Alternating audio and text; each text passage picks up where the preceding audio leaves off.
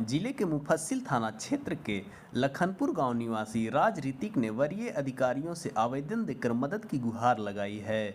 उन्होंने जिले के विभिन्न अधिकारियों को आवेदन देकर अपनी जमीन को भूमाफियाओं के कब्जे से मुक्त कराने की गुहार लगाई है।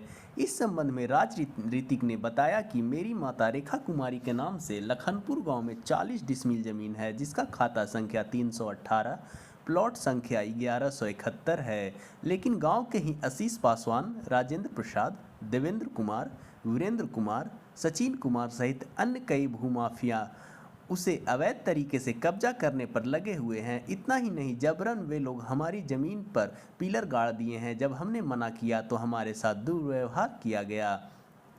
इस मामले की जानकारी हमने स्थानीय थाना मानपुर प्रखंड के अंचलाधिकारी, एलआरडीसी एवं डीएम तक को दिया। इसके बाद अधिकारियों के द्वारा जांच कराई गई और हमारे पक्ष में निर्णय दिया गया। स्थानीय अंचलाधिकारी के द्वारा एक कर्मचारी से जांच कराई गई और जांच में फैसला हमारे पक्ष में दिया गया। बावजूद इसके दबंग लोग हमारी ज़मीन पर कब्जा किए हुए हैं। जब हमारी माता ने भी इसका विरोध किया तो उनसे भी दुर्व्यवहार किया गया। इसकी सूचना हमने मुफस्सिल थाना को दी, लेकिन अब तक कोई कार्रवाई नहीं की गई है।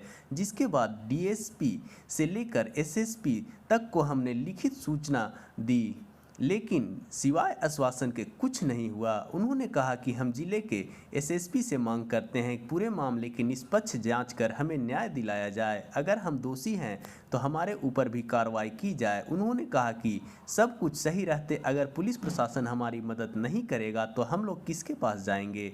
दबंग लोग लगातार हमें धमकी दे रहे हैं और हम पुलिस अधिकारियों से अपनी और परिवार की सुरक्षा की मांग करते हैं। मेरा नाम राज ऋतिक हुआ। हम ग्राम लखनपुर मुफस्सिल थाना के रहने वाले निवासी हैं। मामला यही है कि हमारी मम्मी के नाम पे 40 डिसमिल ज़मीन हमने केवाला करवाया था। जो ज़मीन को विपक्षी पार्टी ने अंचलाधिकारी से म्यूटेशन के लिए रिजेक्ट करवा दिया था। जो हम एलआरडीसी गए, एलआरडीसी से आदेश आ गया, हम एडीएम के पास वो चला गया, एडीएम से हम जीत गए। जब अगेंस्ट पार्टी को कहीं से कोई चारा नहीं बचा, कुछ नहीं बचा, तो वो क्या किया कि एक ज़मीन माफिया जो खरीद बिक्री करता है, जिसका नाम आशीष कुमार है, उससे मिल के वो पूरा ज़मीन को एग्रीमेंट कर दिया बेचने के लिए। अब वो क्या कर रहा है कि उस एग्रीमेंट के बदौलत हमारे ज़मीन पे आके जबरन कब्जा कर रहा है। और ये शुरुआत हुई 11 तारीख को सुबह 8:30 बजे। हम यहाँ पे मौजूद नहीं थे, हम कलकत्ता में थे। वो जबरन ज़मीन पे जाके हमारा कब्जा कर रहा है। जो हमारे पास वीडियो है, वो हम आपको दिखा देंगे कि कैसे करके ज़मीन पे जबरन कब्जा कर रहा था। उसके लिए हम थाना में आवेदन दिलवाए, आज तक कोई थाना सुनवाई नहीं किया। उसके बाद अंचलाधिकारी को आवेदन दिलवाए, डीएम साहब को दिलवाए, डीएसपी साहब को दिलवाए, तो सारे लोग बोले कि अंचलाधिकारी से जाके मिलिए। अंचलाधिकारी ने ग्राउंड पे अपने कर्मचारी को भेज के जांच पड़ताल करवा के थाना को रिपोर्ट भी कर दिया कि ये जो मामला है, ये आवेदक का ज़मीन है जिस पे दखल कब्जा किया जा रहा है, इस पे कानूनी कार्रवाई किया जाए। लेकिन फिर भी इसमें थाना कोई सुनवाई अभी तक नहीं किया। अब बताइए, हम सारे दरवाजे खटखटाने के बावजूद, सारे पेपर ओके रहने के बावजूद भी हम आज कानून से सहारा माँग रहे हैं, हेल्प माँग रहे हैं कि हमारे साथ अन्याय हो रहा है, न्याय किया जाए। इस पे कानून कोई भी जवाबदेही नहीं बन रहा है।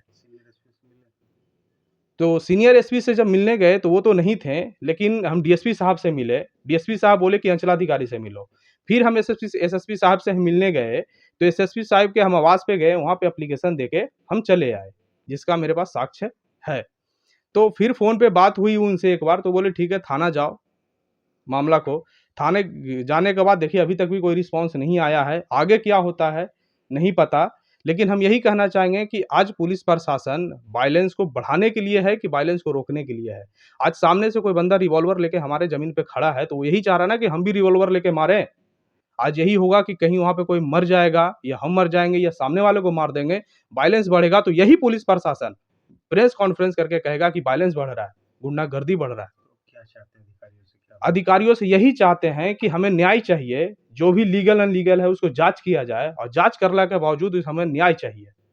अगर हम गलत हैं तो हमारे पे एक्शन लिया जाए, अगर सामने वाला गलत है तो सामने वाले पे एक्शन लिया जाए।